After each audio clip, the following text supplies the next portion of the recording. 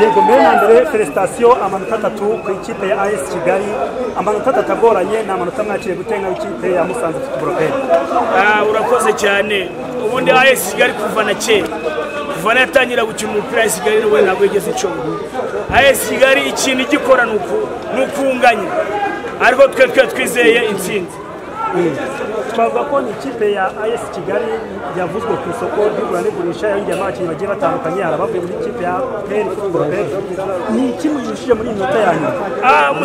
Musanze ni ikipe ikomeye.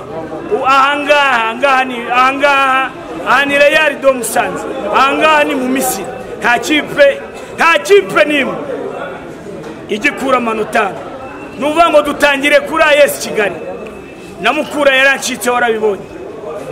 Intego nka Musanze no gukomeza tugatsinda kandi abafana babonye ko abafana turi tayari gushyigikira ikipe aho yajya hose turi hejuru cyane. Ni Musanze Football Club twavuga ko ari icya muri uyu mwaka kuko n'abayobozi ngashya ni iki mwizeza abayobozi ba Musanze Football Club by'umwihariko n'abafana b'iki ikintu tugomba kubizeza ni ugukomeza tugashyigikira ikipe yacu ya Musanze.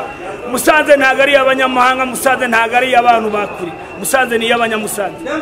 Musanze ni y'abanyamusanze, Musanze ni y'abakunzi ba Musanze. Tuzayishyigikira kandi tuzababa hafi. Yego ukuvuga ko mu mikino yo mu rugo ingamba ni ukudatakaza ariko se hanze waruvuze kuri Mukura ngo yaragucitse. Hanze ni ugukosora nta kindi ni ibintu uri tekinike na taktike ni ibintu byoroshye cyane. Nitwa Mutesi Nadia aka Mama Musanze. Intsinzi turayishimiye sibyo twari tunayiteguye ejo twakoze inama tubwira umufana wacu witwa Makoza avuga ati ejo tuzatsinda igitego kimwe ku busa cyo dutsinze si brother urumva ko Imana yirirwa hose igateye Musanze urumva ntabwo dusebye intego yacu ni ugutsinda ikipe ngo ntabwo zajya ziva ko ikatuvamo se gute iwacu burya si buno turi muri 2025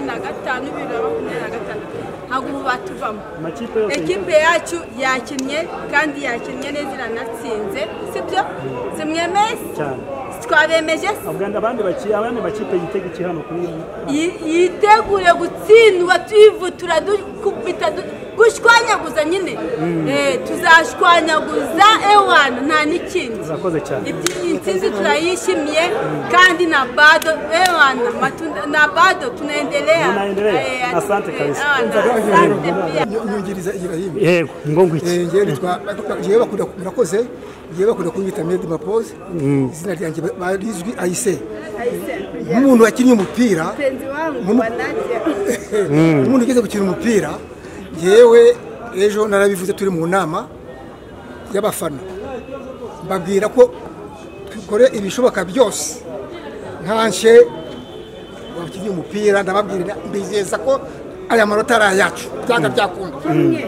Si icyizere cyari kiri kuva he umukino wa mbere mwatakarije Huye icyizere cyavagahe umukino wa mbere twatakaje mutakaza Huye icyo gihe ntabwo twari twagiye byo tubishyizeho umwete ntabwo twagawe twese ariko ubu twari duhari twese twaje twazindutse twose urebye n'abari abafana bari hariya bose reba barakeye bashyizeho umwete tufati uhere uyu munsi mu kibuga cyacu tugomba gutangiza gutwara amanota yibanze hano mu kibuga cyacu kandi buri gihe yego iby'umupira ntabwo upfa ngo uherekeje undi abahuye ari babiri umwe waherekeje undi aho kuri tekiniki uko nabibonye uyu munsi Musanze yitanze rwose ndababwiye turabatsinda ku munota wanyu mbagire asigaye amasegonda uko nabivuze kibe kubusa uko nabivuze uko bigenze.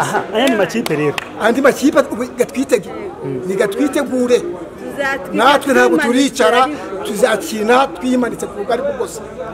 Urakoze cyane. Dore uyu mufana akazi wanjye rero yitwa Nadia Mashashi uyu nguyu akitwa umukunzi wa Musanze. Yego ngo uretse nawe atubwire ukuntu ngo yishimye nubwo niba ari ibyishimo byinshi niba ari ibyishimo cyane ndishimye iyi komite iriho ndayishimiye nitwa Nyiraneza Marie Chantal. Iyi kipe yishimiye iyi komite yagerageje kurobanura abakiriya b'Imena ni ukuvuga ngo ntabwo tuzongera kubabara kandi biriya byabaye ihuye ntabwo bizongera kuba ngo dusiga ikintu tubijeje tuzajya turagenda duherekeje ikipe full stop ntabwo tuzongera kubabara